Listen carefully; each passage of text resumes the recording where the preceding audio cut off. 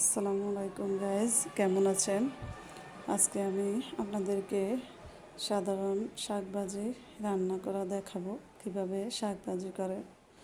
যাদের শাকভাজি করতে পারেন না তাদের জন্য খুব সহজ একটা শাকভাজি। প্রথমে আমি তেল ঢেলে গরম করে নিয়ে এটাতে আমি শুকনো মরিচ দিয়ে দিয়েছি। শুকনো মরিচগুলো ভালো করে আমি ভাজে নিচ্ছি। ভাজার পরে আমি ওই তেলে পেঁয়াজ কুচি দিয়েছি।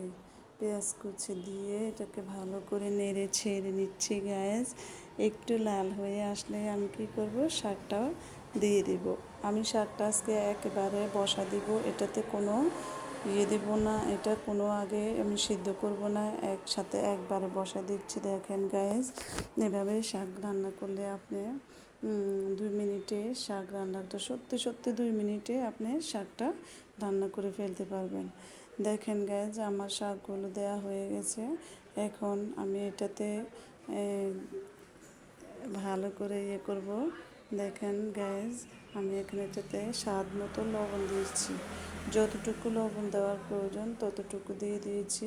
তো দেখেন গ্যাস, একটু এভাবে থাকলে শাকটা যেন একটু সিদ্ধ হয়ে আসবে, তখন আমি এটা নাড়া দেব। এখন আমি শাকটাকে নাড়া দিচ্ছি। দেখেন গ্যাস, নেড়ে ছেড়ে নিচ্ছি। নেড়ে যে অনেকগুলো পানি উঠছে, হ্যাঁ, পানিটা টানার পরে যখন পানিটা আমার শুকনো হয়ে যাবে, তখন আমার শাকটা মনে করবেন যে হয়ে গেছে। দেখেন গাইজ, আমার শাকটা এই যে প্রায় হয়ে আসছে। এখন এই যে একটু পানি আছে, দেখেন পানিটা শুকিয়ে গেলে আমি শাকটা নামিয়ে ফেলবো গাইজ। আমার শাকটাতে আজকে অনেক তেল পড়ে গেছে, একটু তেল বেশি পড়েছে। তো আপনারা আপনাদের মতো করে পরিমাণ মতো তেল দেবেন। কলমি শাক, তো এটা কলমি শাক জানি না কে এই শাকগুলো চিনেন, খান।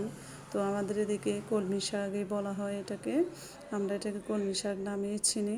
তো আমরা এই শাকটাকে ভাজি অথবা ডাল দিয়ে রান্না করে খাই। আপনারা আমার মতো করে রান্না করে খাবেন, দেখবেন কেমন হয়েছে। তো আর আমাকেও জানাবেন গাইজ, আমার শাকভাজিটা ভালো হয়েছে কি না। যদি ভালো হয়ে থাকে তাহলে আমার চ্যানেলটি সাবস্ক্রাইব করবেন এবং পাশে থাকা বেল আইকনটি বাজিয়ে দিবেন। তো বন্ধুরা, আপনাদের ভালোবাসা